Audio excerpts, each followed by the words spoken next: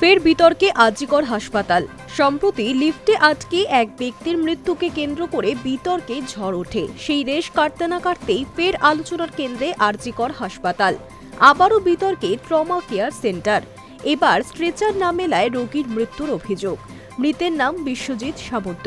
পরিবারের অভিযোগ, স্ট্রেচার না পাওয়া গেলে রোগীর মৃত্যু হয়েছে। হাসপাতালের চরম অব্যবস্থা নিয়ে অভিযোগ তুলেছেন মৃতের পরিবারের লোকজন। অব্যবস্থার অভিযোগে এই নিয়ে ৭২ ঘন্টায় দুজনের মৃত্যু হল আরজিকরে। ওই ব্যক্তি নিমতার বাসিন্দা, নাম বিশ্বজিৎ সামন্ত। বুকে ব্যথা নিয়ে সোমবার ভোররাতেই ট্রমা কেয়ারে ভর্তি হন তিনি। পরিবারের দাবি, ভর্তি হওয়ার সঙ্গে সঙ্গে বিশ্বজিৎ বাবু চিকিৎসা শুরু করে দেওয়া হয়। তারপর শৌচালয়ে যেতে চান তিনি। সেই সময় চিকিৎসকেরা জানান শৌচালয় নিচে নেই, তার জন্য ১০০ কিলোমিটার দূরে সুলভ শৌচালয়ে যেতে হবে।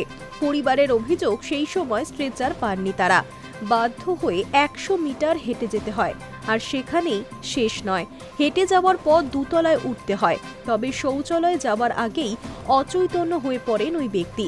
এরপর তাকে এমার্জেন্সিতে নিয়ে গেলে মৃত বলে ঘোষণা করেন চিকিৎসকেরা। পরিবারের অভিযোগ, এমার্জেন্সিতে নিয়ে যাওয়ার সময় বারংবার অনুরোধ করা সত্ত্বেও হাসপাতালের কেউ তাদের সাহায্য করেনি।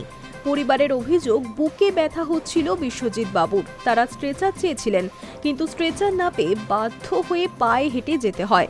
হাসপাতালের এই অব্যবস্থার কারণেই বিশ্বজিৎ বাবুর মৃত্যু হয়েছে বলে অভিযোগ তুলেছেন তারা।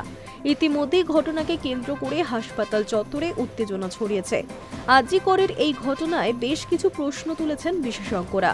কেন মুমূর্ষু রোগীকে ১০০ কিলোমিটার দূরে শৌচালয়ে যেতে বলা হয়েছিল?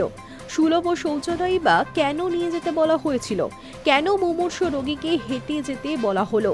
যদিও এই সমস্ত বিষয়ে হাসপাতাল কর্তৃপক্ষের তরফে এখনো কোনো প্রতিক্রিয়া মেলেনি। আরজিকরের ঘটনা নিয়ে দিলীপ ঘোষ বলেন, আরজিকরের মতো পশ্চিমবঙ্গে যতগুলি হাসপাতাল রয়েছে সবগুলি আসলে মৃত্যুপাত। মমতা বন্দ্যোপাধ্যায় এতদিন স্বাস্থ্যমন্ত্রী ছিলেন, কি করেছেন? মমতা বন্দ্যোপাধ্যায়ের কোনো যোগ্যতা নেই, তাই এবার পরিবর্তন দরকার। Hi News network.